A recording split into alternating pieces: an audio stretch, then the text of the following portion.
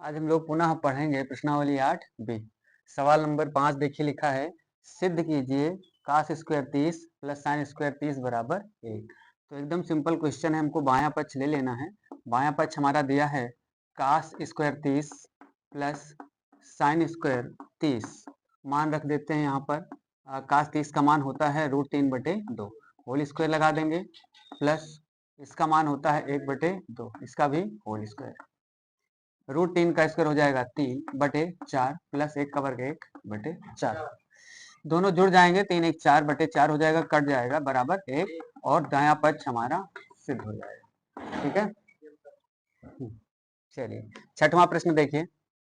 Theta बराबर दिया है 45 अंश, हमको दिखाना है 2 sin theta into cos theta बराबर sin 2 थीटा। ठीक है, तो बायां पक्ष ले लेते हैं। LHS बराबर है 2 sin theta into cos theta, ये है।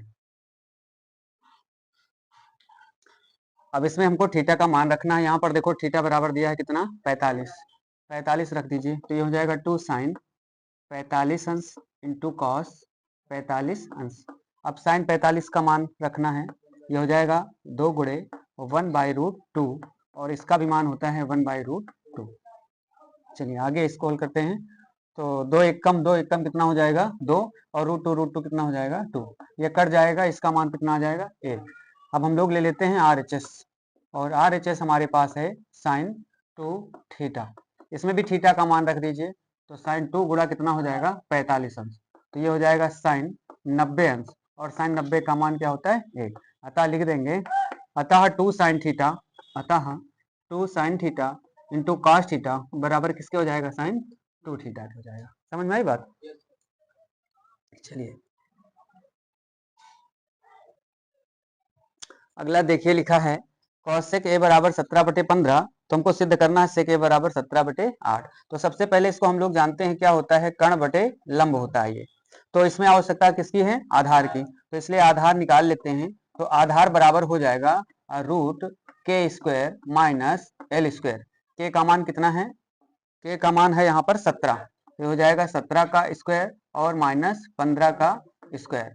17 का स्क्वायर कितना होता है 289, और 15 का 225।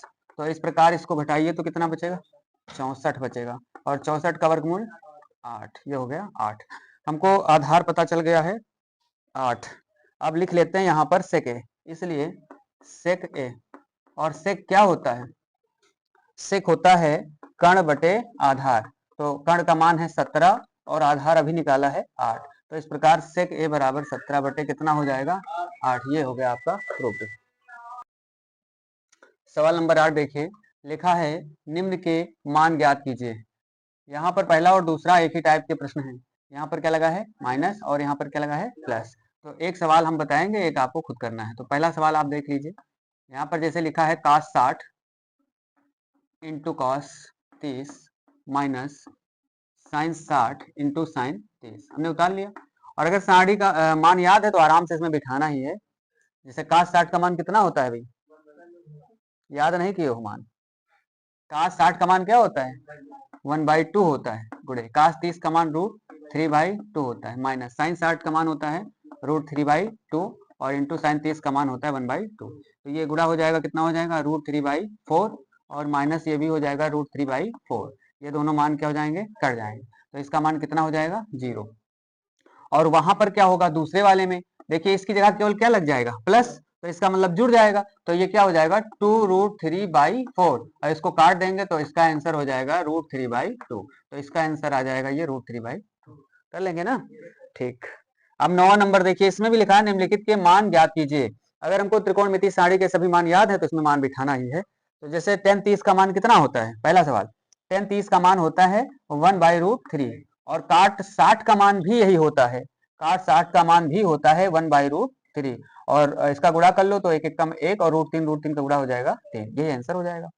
दूसरा सवाल, साइन 30 का मान होता है 1/2, साइन 60 का मान होता है √3/2, साइन 45 का मान होता है 1/2 होता है।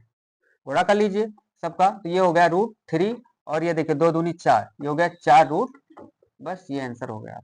चाहे तो इसको और करना चाहें तो ये हो जाएगा आपका 1/4 और दोनों को अंदर में बिठा दीजिए आप, क्योंकि दोनों पे रूट लगा हुआ है। ठीक है, नोट कर लें। इस प्रकार जो है प्रश्नावली 8 भी आपकी समाप्त हो जाती है।